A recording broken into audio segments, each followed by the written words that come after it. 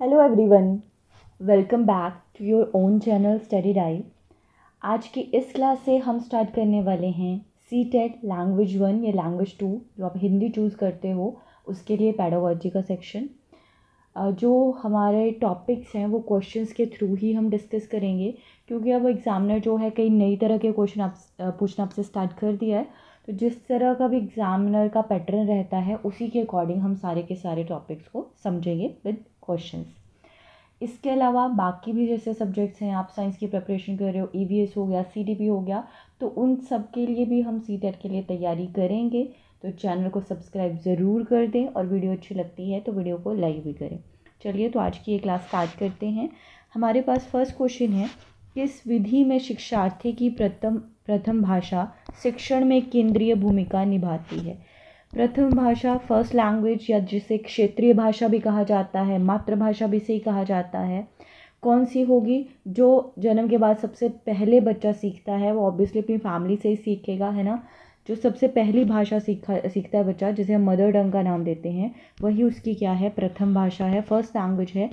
तो इसमें अलग अलग मेथड्स दे रखे हैं बच्चे को बढ़ाने के।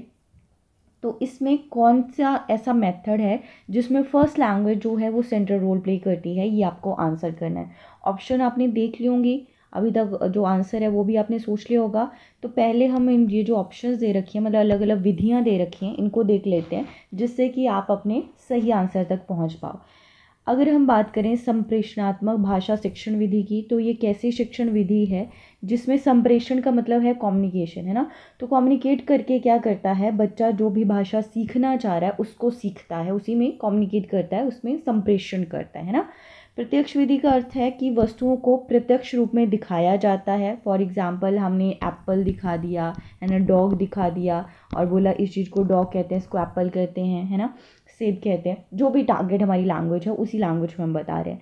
और व्याकरण अनुवाद विधि में क्या किया जाता है, बच्चों को व्याकरणिक जो भी ग्रामर के अलग अलग रूल्स हैं उनको समझाया जाता है। तो इसमें जो भी आपकी मदर टंग है, मातृभाषा है, उसी में कोई आपको एक सेंटेंस दिया जाएगा, है ना, और वो क्या करेंगे, उसको हम ट्रांसलेट करेंगे जो भी हमारी टारगेट लैंग्वेज है उसमें। ठीक है, तो वो हमारी कौन सी विधि हो जाती है, व्याकरण अनुवाद विधि हो जाती है। तो अब आपने ऑप्शंस को समझ लिया होगा, ठीक है।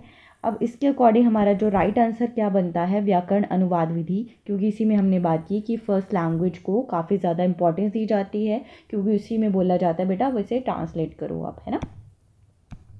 नेक्स्ट है, चेतन की प्रथम भाषा भोजपुरी है। कोई बच्चा है चेतन, उसकी फर्स्ट लैंग्वेज जो है वो भोजपुरी है, फिर वो तमिलनाडु गया, अब वह भोजपुरी नहीं बोलता और अपने साथियों से केवल अंग्रेजी में ही बोलता है। जब नई द्वितीय भाषा प्रथम भाषा का स्थान लेती है तो यह स्थिति किस बात की द्योतक है। अब यहाँ पे देखो क्या हुआ, वो किसी दूसरी जगह चला गया, अब वहाँ पे वो क्या करता है, भोजपुरी नहीं बोलता है, वो सिर्फ इंग्लिश का यूज़ करता है। तो अब इंग्लिश ने उसकी जो फर्स्ट लैंग्वेज थी भोजपुरी, उसका स्थान ले दिया है, इसे हम किसका नाम देंगे। ठीक है, तो ऑप्शन को समझते हैं पहले।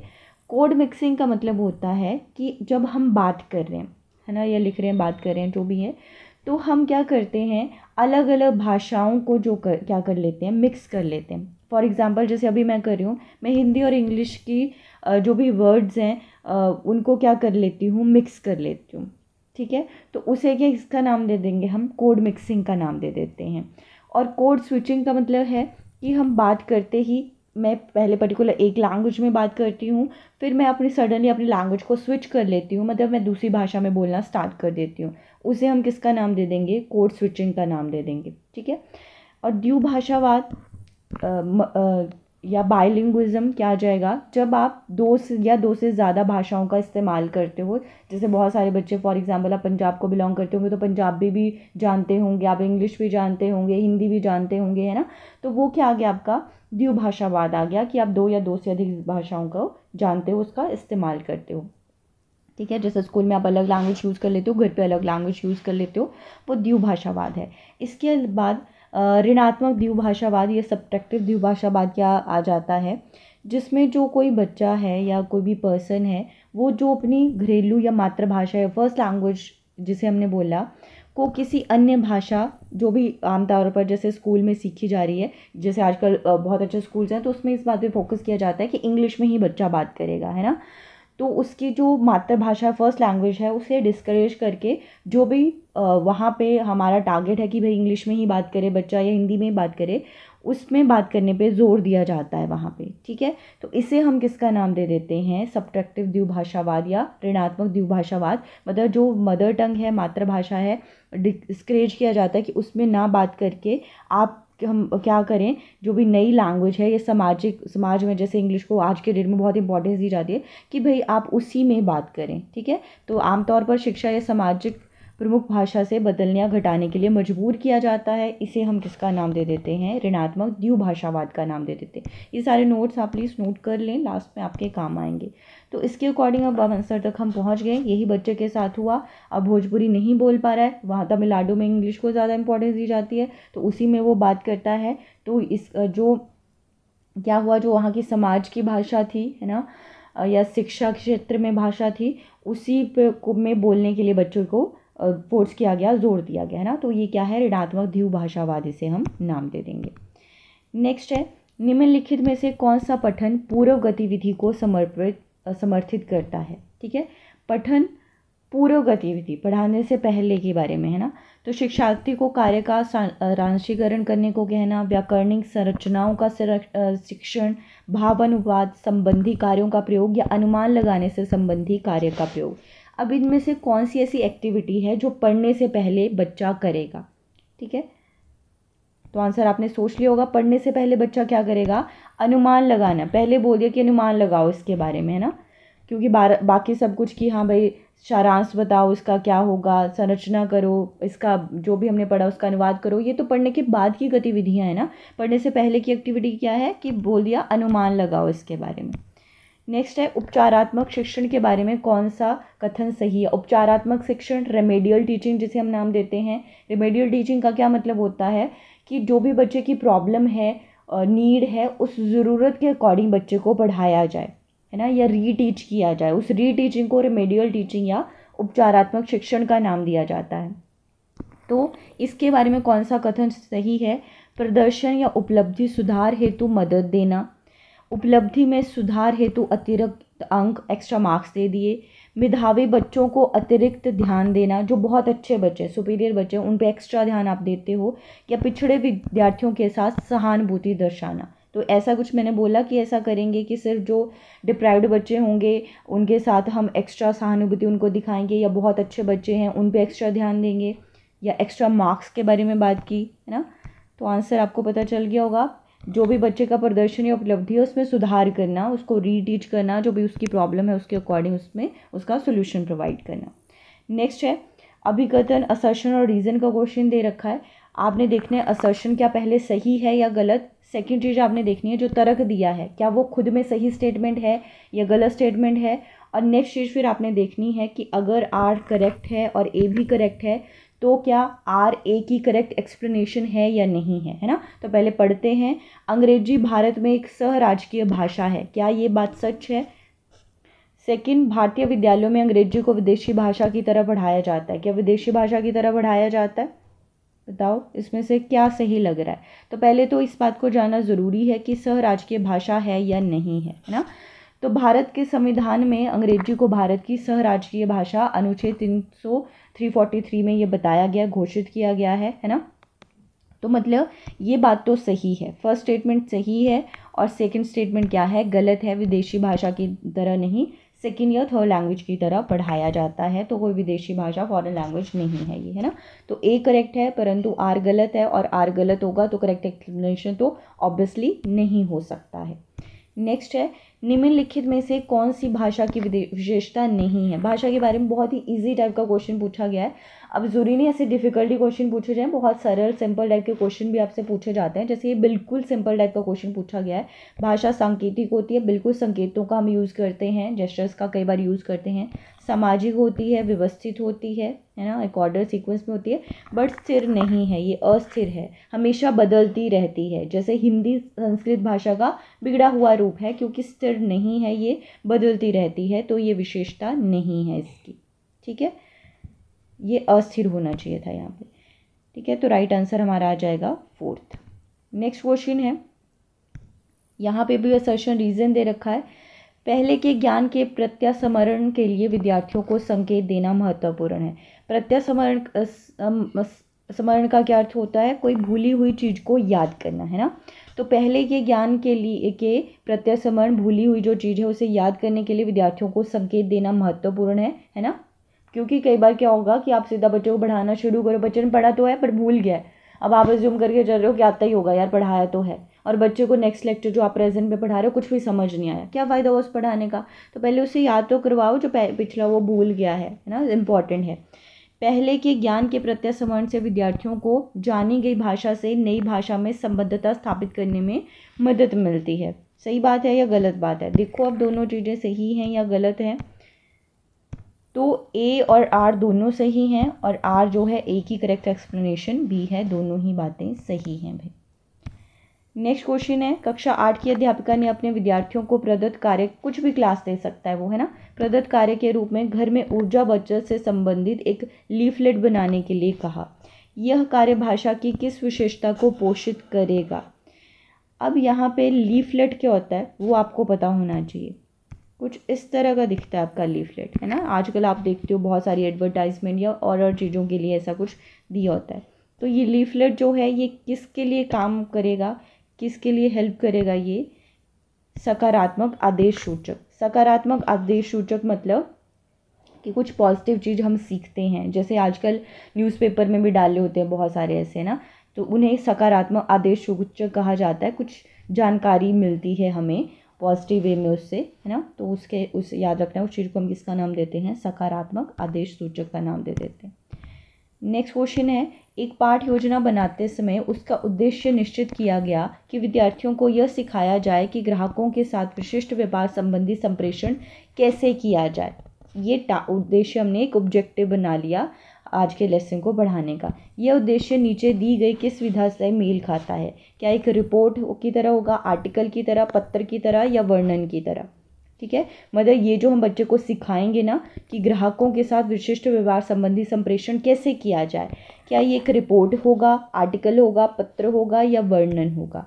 तो अब जो है जब हम क्या करेंगे, ऑब्वियसली ये फॉर्मल टाइप का रिलेशनशिप होगा, फॉर्मल टाइप की कन्वर्सेशन होगी। तो फॉर्मल जो चीज़ है वो इनमें से क्या है? पत्र है। ठीक है, तो ये जो उद्देश्य है ये क्या आ जाएगा? इसका राइट आंसर पत्र आ जाएगा, सी इसका करेक्ट आंसर होगा। नेक्स्ट है, एक अध्यापक ने अपने विद्यार्थियों को एक चित्र में 4 वाद्य यंत्र देखने के लिए कहा। आगे यह कहा गया कि आपस में चर्चा करो कि विभिन्न संगीत समारोहों में इनका प्रयोग वाक्य किया जाता है, इनका प्रयोग क्यों किया जाता है? उस संज्ञानात्मक कौशल का चयन कीजिए जो इस गतिविधि से मेल खाता है। दिखाए गए, है ना, इंस्ट्रूमेंट दिखाए गए और बोला कि भाई अलग अलग संगीत समारोह में इनका प्रयोग क्यों किया जाता है ना। ये पूछा गया बच्चों को, बताओ भाई इसके बारे में, देखो पहले और चर्चा करो एक दूसरे के साथ, है ना। तो ये किस तरह की गतिविधि से मेल खाता? विश्लेषण करना। विश्लेषण करना का मतलब है क्या करना है आपने? एनालाइज करना। विश्लेषण मतलब एनालिसिस। एनालिसिस का मतलब क्या होता है? Break down of knowledge. या तर्क दोगे, या इमेजिन करोगे, या कुछ कंस्ट्रक्ट करोगे। तो आपने देखा और चर्चा करो यार कि यहाँ इनका यूज़ होता है, ये मैंने वहाँ पे देखा, इस तरह से होता है ना। तो ये क्या है? विश्लेषण कर रहे हो आप, इस चीज़ को एनालाइज कर रहे हो। राइट आंसर क्या हो जाएगा? 1। नेक्स्ट क्वेश्चन है, जब एकल भाषी वक्ता एक समान बोले गए या हाव भाव वाले विचार के भीतर वाक्य की औपचारिक से अनौपचारिक स्थिति में जाते हैं तो वो किसमें संलग्न होते हैं? एकल भाषी मतलब एक ही भाषा बोलते हैं, है ना। तो एक समान बोले गए या हाव भाव वाले विचारों के भीतर वाक्य की औपचारिक से अनौपचारिक स्थिति में जाते हैं। ठीक है, तो इसे क्या कहेंगे हम? कोड मिश्रण होगा, बोलियां होंगी, सामाजिक भाषा विज्ञान होगा, या कोड परिवर्तन होगा? तो जब भी ना ये क्वेश्चन आए कि हम एक चीज़ से दूसरी में चले जाते हैं ना, तो वो उसका आंसर जो है वो क्या रहने वाला है? कोड परिवर्तन। वो चेंज ही कर रहे हैं हम, ठीक है, चाहे अपने कपड़े चेंज कर रहे हो, अपनी लैंग्वेज चेंज कर रहे हो, अपने हाव भाव चेंज कर रहे हो, है ना, जो भी चीज़ आएगी इसका आंसर कोड परिवर्तन रहेगा। ठीक है, नेक्स्ट है, बच्चों के अपने समुदाय में दूसरों के साथ अनौपचारिक क्रियाएं, मित्रता और संबंध बनाना भाषा के किस स्वरूप के प्रयोग पर आधारित होते हैं? एक दूसरे के साथ जो इंटरेक्ट करते हैं हम इनफॉर्मल तरीके से, है ना, रिलेशनशिप बनाते हैं, ये किससे रिलेटेड होगा? तो आंसर आपने चूज़ कर लिया होगा, इसका राइट आंसर होगा भाषा समाजीकरण है ये, है ना। नेक्स्ट क्वेश्चन है, शब्दावली के प्रयोग के संबंध में व्याकरण विद्यार्थियों को क्या करने की दृष्टि प्रदान करता है। शब्दकोशीय बिंदु को अर्थपूर्ण और संप्रेषणात्मक अभिव्यक्ति से जोड़ पाना, उच्चतर कक्षाओं में औपचारिक लेखन के प्रारूप तैयार करना, औपचारिक स्थितियों में बृहत्तर सटीकता और विश्वास के साथ बात करना, या फिर सुनी गई बातों को मौखिक रूप से कहना। क्या करता है, शब्दावली के प्रयोग के संबंध में, ठीक है, जो भी वोकैबुलरी है उसके संबंध में जो ग्रामर है विद्यार्थियों को क्या करने की दृष्टि प्रदान करता है। क्या करता है वो, शब्दकोश का मतलब हो गया आपका जो भी वोकैबुलरी है, डिक्शनरी है ना। संप्रेषण का मतलब आपको ऑलरेडी बता चुकी हूँ, संप्रेषण का मतलब कम्युनिकेशन हो गया, अर्थपूर्ण मतलब मीनिंगफुल चीज़, अभिव्यक्ति मतलब खुद को एक्सप्रेस करना, उच्चतर कक्षाएं मतलब जो भी हायर क्लासेस हैं, औपचारिक का मतलब होता है फॉर्मल, प्रारूप तैयार करना मतलब एक ब्लूप्रिंट तैयार कर रहे हो आप, है ना। तो इसके अकॉर्डिंग आंसर क्या होना चाहिए आपका, राइट आंसर है 1, शब्दकोशीय बिंदु को अर्थपूर्ण और संप्रेषणात्मक अभिव्यक्ति में जोड़ पाना। ठीक है, यही हुआ ना, शब्दावली इसी से रिलेटेड है, बाकी तो सारी अलग अलग चीज़ें यहाँ पे बोली गई हैं। नेक्स्ट क्वेश्चन है, शिक्षार्थियों के लिए भाषा शिक्षण अधिगम के लिए कौन सा कक्षाई संसाधन नहीं है। ठीक है, जो नहीं है वो आपने बताना है। संसाधन किसे कहेंगे, कोई भी ऐसी चीज़ जो हेल्प करे हमें, है ना, मतलब हमारे लिए या बहुत ज़रूरी, संसाधन मतलब कोई भी ऐसी चीज़ जो हमारे लिए बहुत इम्पॉर्टेंट बन जाती है। ठीक है, तो भाषा शिक्षण अधिगम के लिए कक्षाई संसाधन नहीं है, ज़रूरी नहीं है जो चीज़, या है ही नहीं संसाधन, तो कक्षा पुस्तकालय, उसमें तो बुक्स आ जाएंगी, बुक्स एक संसाधन है भाई। शब्द दीवार, वर्ड वॉल मतलब वॉल पे कुछ वर्ड्स लिखे जाते हैं जिन्हें बच्चा पढ़ता है। पठन कोना, वहाँ पे भी कुछ बुक्स रखी जाते हैं कोने में साइड में जो इनको बच्चा पढ़ सकता है। तो ये सारे संसाधन हैं। कक्षाई प्रक्रियाओं को हम संसाधन नहीं कहेंगे, यहाँ पे जो भी क्लास प्रोसेसेस होती हैं ना, ये संसाधन नहीं है, बाकी सारे संसाधन ही हैं। ठीक है, आज के लिए लास्ट क्वेश्चन है, निम्नलिखित कथनों को पढ़िए और सही विकल्प चुनिए। भाषा अध्यापक द्वारा व्यक्तिपरक अधिगम की योजना तैयार की जानी चाहिए। जो भी लैंग्वेज टीचर है वो इंडिविजुअल बच्चे को ध्यान में रखते हुए जो भी लर्निंग मतलब लेसन प्लान बनाता है उसे रेडी करे। नई भाषाओं के अधिगम से शिक्षार्थियों में विविधता होती है। नई भाषा जो भी बच्चा सीखता है उसकी वजह से बच्चे में क्या है, या अलग अलग लैंग्वेज की वजह से जो भी स्टूडेंट्स हैं उनमें डाइवर्सिटीज़ होती हैं। क्या ये बातें दोनों सही हैं? और क्या आर एक ही करेक्ट एक्सप्लेनेशन है? तो है तो दोनों ही बातें सही हैं, बट आर एक को करेक्ट तरीके से एक्सप्लेन नहीं कर रहा है, दोनों में अलग अलग बातें बोली जा रही है ना। तो ए और आर दोनों सही हैं, परंतु आर ए की सही व्याख्या नहीं है। ठीक है, अभिव्यक्ति और तर्क वाले को अच्छे से समझ लेना है। अभिकथन या असर्शन जो है एक स्टेटमेंट होती है, फिर उसका नीचे एक रीज़न दिया होता है। पहले तो हमेशा देखना है क्या दोनों सही हैं, है ना। फिर आपने नेक्स्ट चीज़ देखनी है कि अगर दोनों सही हैं तो ए जो स्टेटमेंट दे रखी है क्या आर उस चीज़ को करेक्ट तरीके से एक्सप्लेन कर पाता है या नहीं कर पाता है। फिर ये जब आप चूज़ कर लोगे तो उसके अकॉर्डिंग आपका आंसर भी आपको मिल जाएगा। ठीक है, चलिए, तो आज के लिए लास्ट क्वेश्चन था। ऐसे ही हम और वीडियोस लेके आते रहेंगे जिसमें कि हम बाकी सारे टॉपिक्स को भी डिस्कस करेंगे और भी जो सब्जेक्ट्स हैं उनको भी हम डिस्कस करेंगे, है ना। तो चैनल को सब्सक्राइब ज़रूर कर दें और वीडियो अच्छी लगी हो तो वीडियो को लाइक भी करें। Thank you for watching.